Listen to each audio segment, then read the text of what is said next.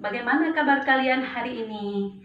Semoga kita semua tetap berada dalam lindungan Tuhan ya. Baiklah anak-anak, kita akan memulai proses pembelajaran kita hari ini.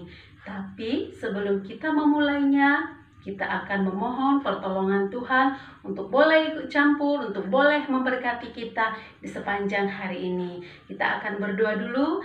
Anak-anak yang ada di rumah diikuti ya. Kita mau bernyanyi.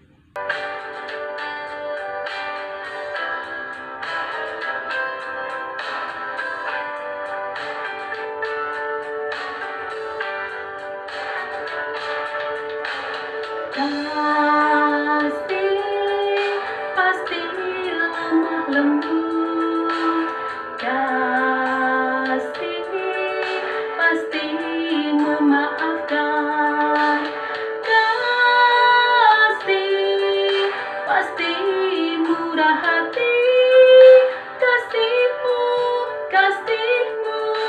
Tuhan. Kasih pasti lemah lembut, kasih pasti memaafkan, kasih pasti murah hati, kasih-Mu Tuhan. Ajarilah kami ini saling mengasihi, ajarilah kami ini saling mengampuni, ajarilah kami ini kasih-Mu ya Tuhan, kasih-Mu kudus tiada batasnya.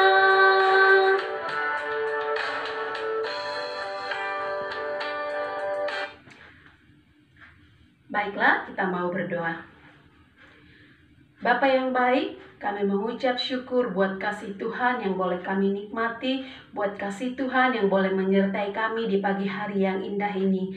Kami bersyukur buat kesehatan kami yang Tuhan berkati, kami bersyukur buat kehidupan kami yang selalu Tuhan tolong. Terima kasih Bapa buat waktu yang baik yang Tuhan berikan pada hari ini, kami boleh mengikuti pembelajaran dan memulainya pada saat ini. Biarlah Engkau Tuhan yang menolong setiap anak-anak-Mu yang ada di rumah di dalam memulai kegiatannya pada pagi hari ini, terkhusus di dalam mengikuti proses pembelajaran. Mohon Tuhan pimpin, mohon Tuhan tolong, mohon Tuhan pelihara. Terima kasih Allah yang baik, hanya kepadamu kami memohon. Amin. Baiklah anak-anak ibu, kita akan mulai pembelajaran kita. Dipersiapkan bukunya, dipersiapkan alat tulisnya. Oke, kita mulai masuk ke materi pembelajaran kita. Yang semangat belajarnya. Halo anak-anak kelas 5, kita berjumpa lagi pada pembelajaran agama. Anak-anak ibu yang ada di rumah, minggu yang lalu kita sudah belajar tentang manusia jatuh ke dalam dosa. Masih ingat gak anak-anak apa yang menyebabkan manusia jatuh ke dalam dosa? Penyebabnya adalah karena manusia itu, Adam dan Hawa, gagal menjalankan perintah Tuhan. Nah, baiklah anak-anak, hari ini kita masih belajar tentang menjalankan perintah Tuhan, yaitu dengan tema akibat tidak mendengarkan firman Tuhan.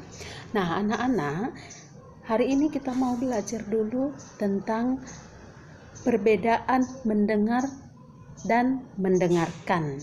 Nah, kita sering tidak memperhatikan perbedaan kata mendengar dan mendengarkan. Sepintas sih memang sama, tapi keduanya itu berbeda, pengertiannya juga berbeda. Nah, untuk lebih jelasnya Ibu jelaskan ya. Kalau mendengar itu hanya menangkap suara dengan telinga. Misalnya ketika sedang di jalan, kita sering mendengar lagu yang diputar di radio atau orang berteriak. Itu mendengar. Kita tidak paham apa yang kita dengar oleh telinga kita tadi. Sedangkan mendengarkan itu adalah memasang telinga baik-baik dan memperhatikan.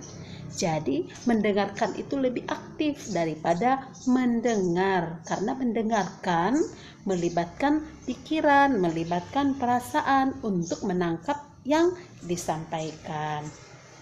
Nah, anak-anak, kalau tidak mendengarkan, hanya mendengar saja, akibatnya fatal loh. Bisa kita tidak memahami maksud yang kita dengar. Bisa saja misalnya anak-anak mendengar nasihat orang tuanya, tapi karena tidak didengarkan, maka perintahnya tidak dilakukan dengan baik karena tidak paham. Dan biasanya juga orang yang hanya mendengar cenderung berbuat kesalahan di dalam melakukan perintah. Nah, anak-anak ibu, di sini ada ibu kasih 2 contoh tokoh Alkitab tentang orang yang satu mendengarkan perintah Tuhan, yang satunya tidak mendengarkan perintah Tuhan, hanya mendengar saja. Nah, pertama kita dari tokoh yang mendengar dulu ya. Ada Nabi Musa. Nah, Nabi Musa sudah kalian pernah dengarkan, itu adalah pemimpin bangsa Israel dari Mesir ke tanah Kanaan. Suatu saat dalam perjalanan mereka, Tuhan ngasih perintah nih ke Musa. Tuhan ngasih perintah kepada Musa untuk berkata-kata ke batu supaya batu itu mengeluarkan air.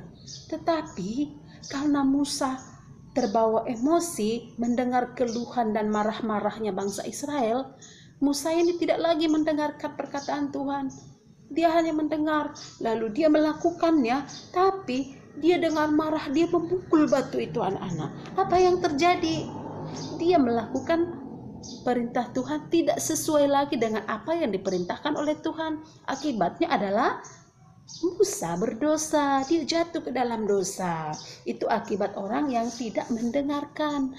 Nah, kemudian ada tokoh yang kedua, ada namanya Naaman. Nah, Naaman ini adalah seorang panglima. Nah, ketika dia sakit, dia pergi berobat ke Nabi Elisa, lalu Nabi Elisa memberikan dia perintah.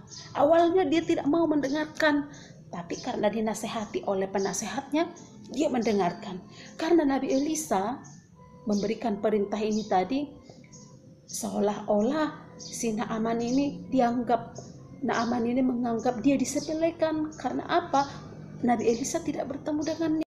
Tapi anak-anak, akhirnya Naaman mendengarkan dan menuruti apa yang diperintahkan oleh Nabi Elisa.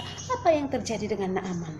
Yang terjadi adalah Naaman sembuh. Itu adalah karena dia mendengarkan apa yang diperintahkan kepada dia. Nah, ini ada ibu kasih cuplikan tentang Naaman disembuhkan Nabi Elisa ya. Aku sudah melewati gunung-gunung, membawa persembahan untuk raja, tapi dia menolak untuk bertemu bahkan berbicara langsung. Pergi mandi di sungai, itu jawaban untukku. Tuan, kalau Nabi itu meminta sesuatu yang sulit, bukannya Anda akan melakukannya? Apalagi sekarang ia hanya berkata, mandilah dan engkau akan sembuh.